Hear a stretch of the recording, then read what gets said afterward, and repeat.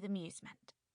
With his dark, shoulder-length hair tied back into a ponytail, gold-capped front tooth, body piercings, and both arms heavily tattooed with skulls and mermaids, Ollie could easily pass for a pirate.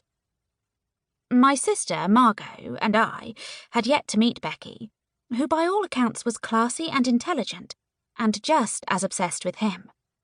Enough to change her mind about going off to study medicine at the Imperial College London so that she could stay close by Ollie. Margot sided with Becky's father.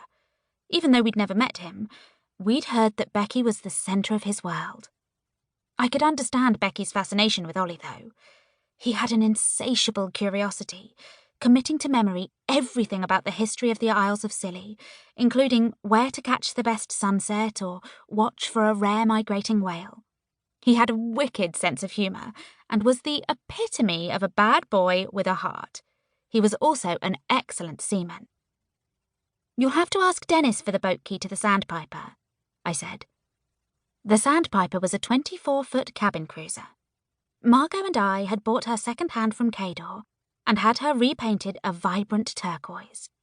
It was our latest in a rather long line of acquisitions, including new laptops and new appliances, that Margot had insisted were necessary to make running our 15-bedroom boutique hotel smooth and efficient. Although we would continue to use the trademark sea tractor to ferry visitors across from Tregarrick at low tide, having the cruiser gave us the freedom to get off the tidal islet whenever we chose. "On second thought, I'll be fine in my old dinghy," Ollie said suddenly. "You told me the dinghy had a slow puncture," I said. "I really don't want my new camera equipment sinking to the bottom of the ocean, and you with it. Take the Sandpiper." "I didn't know you cared," Ollie grinned. "Okay, I will. Do you need anything else while I'm on St. Mary's?" This was another thing Margot and I had rapidly discovered as we'd adjusted to life in the Isles of Scilly. Apart from a general store and a post office, the Salty Boatman pub, St. Paul's Church, and a cute little gift shop on Tregarrick itself, all the shops and social services were on the main island. "Thanks, but there's no need. We've got a grocery shipment from Tesco tomorrow." Then I thought again. "Actually, there is one more thing. Would you mind checking our P.O. box at the post office?"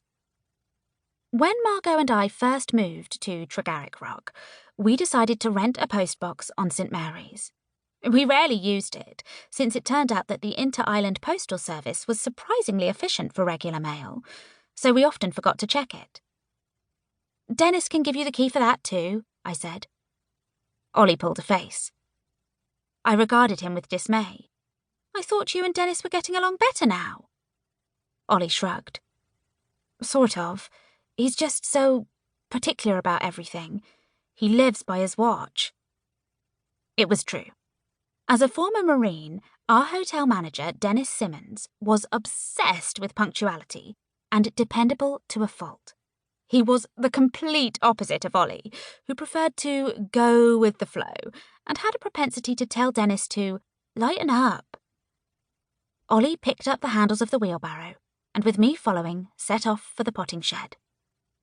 "No point unloading the plants," I said, as Ollie manoeuvred the wheelbarrow inside the small space. I closed the old wooden door behind us on our way out and looped the padlock through the hasp, but as usual I didn't lock it.